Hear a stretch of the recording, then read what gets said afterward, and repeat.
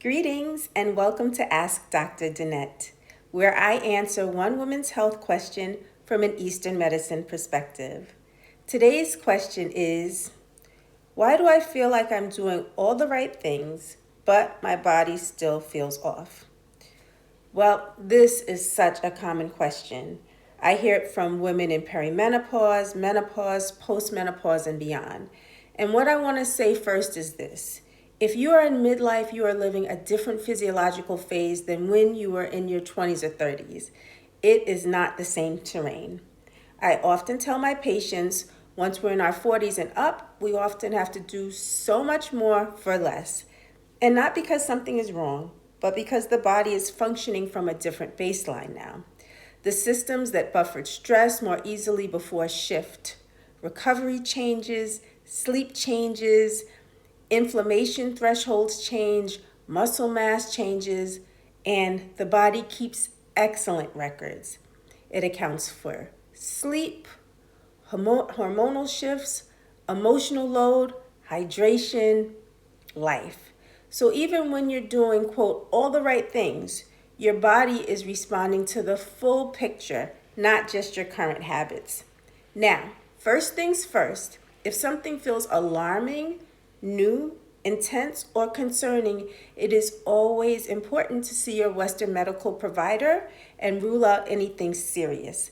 That's essential. But if you've done that and labs look normal and you still feel off, this is often where midlife physiology comes into play. From an Eastern medicine perspective, stress accumulates over time. This often manifests as chi stagnation, energy not moving smoothly. When energy stagnates, it can generate heat. Heat can contribute to inflammation. At the same time as we age, our yin naturally declines. Yin helps to cool and nourish the body. So when yin decreases and stress increases, it becomes easier for internal heat and inflammation to rise. Add to that the accumulated load on the nervous system over decades of living, caring for others, working, navigating the world, and suddenly what worked before doesn't work the same way now.